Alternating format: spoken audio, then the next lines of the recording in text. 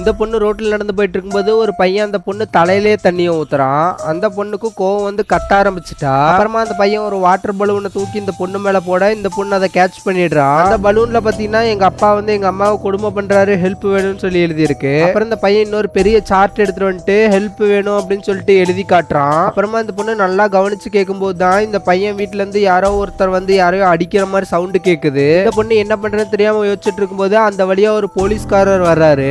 இந்த பொண்ணுக்கு ஒரு ஐடியா தோணுது. என்னன்னு பாத்தீங்கன்னா அந்த போலீஸ்காரர் மேலேயே இந்த பொண்ணு இந்த வாட்டர் பலூனை தூக்கி எறியறா. அப்புறமா அந்த போலீஸ்காரர் என்ன பிரச்சனை உனக்கு அப்படின்னு சொல்லிட்டு கோவமா வர்ற இந்த பொண்ணு அப்புறமா எல்லாத்தையும் சொல்றா. யாரோ ஒருத்தர் வந்து இந்த வீட்டுக்குள்ள யாரையோ கொடுமை பண்றாங்க அப்படின்ட்டு. போலீஸ்காரர் வந்துட்டு நான் வேற கன் எடுத்துட்டு வரல, நான் பேக்கப் காலை கூப்பிடுறேன், அது வரைக்கும் நீ அவன்கிட்ட கொஞ்சம் பேச்சு கொடுத்துட்டு அப்படின்னு சொல்ல இந்த பொண்ணு மேக்கப் எல்லாம் போட்டுட்டு போயிட்டு அந்த ஆளுக்கிட்ட நைஸா பேச்சு கொடுத்துட்டு இருக்கா. அந்த கேப்ல பாத்தீங்கன்னா அந்த போலீஸ்காரரும் போன் பண்ணி அவரோட டீமுக்கு சொல்லிடுறாரு. இப்படியே பாத்தீங்கன்னா அந்த பொண்ணும் பேச்சு கொடுத்துட்டு இருக்கா. கடைசியா ஒரு 5 நிமிஷம் கழிச்சு அந்த போலீஸோட டீம் வந்துடுறாங்க அந்த வீட்டுக்கு. வந்துட்டு இந்த கொடுமை பண்ண ஹஸ்பண்ட பாத்தீங்கன்னா அரெஸ்ட் பண்ணிடுறாங்க. இப்படியே அந்த பையன் பாத்தீங்கன்னா கடைசியா அவங்க அம்மாவை காப்பாத்திட்டாங்க. உங்களுக்கு இந்த ஸ்டோரி பிடிச்சா மறக்காம லைக் பண்ணிட்டு நம்ம சேனலை சப்ஸ்கிரைப் பண்ணிக்கோங்க. Bye by.